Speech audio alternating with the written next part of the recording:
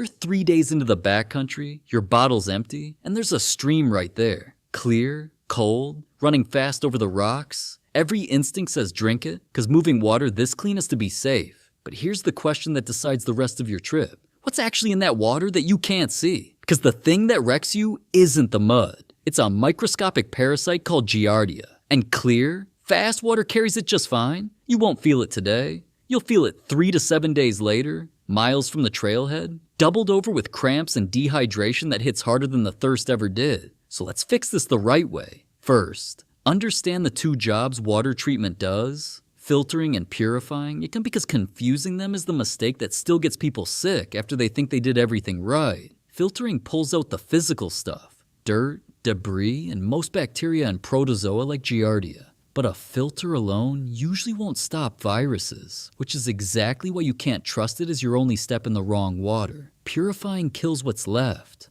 Viruses, bacteria, the lot, and the most reliable purifier you'll ever carry isn't a fancy gadget, it's heat. Bring it to a rolling boil and hold it there for 1 full minute. That's it. 1 minute at a true roll kills everything that can make you sick. No chemistry required. One catch. If you're up high in the mountains, water boils at a lower temperature, so the safe rule is 3 full minutes above roughly 6,500 feet. Better to overcook your water than gamble your gut.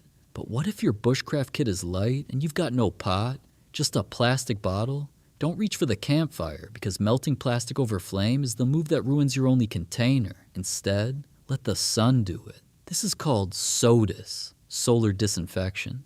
And it turns a clear plastic bottle in a sunny day into a working purifier. Fill a clear bottle with the cleanest water you can find, lay it on its side in full sun for 6 hours, or 2 days if it's cloudy. The UV light scrambles the microbes so they can't make you sick. And that word, clear, matters more than you'd think.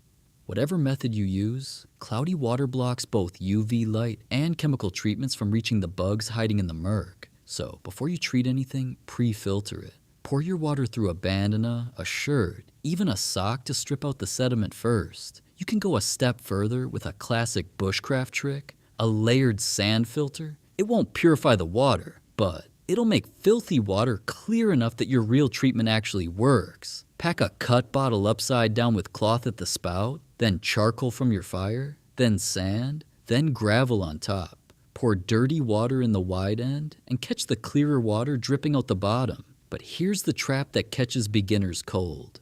Clear does not mean clean.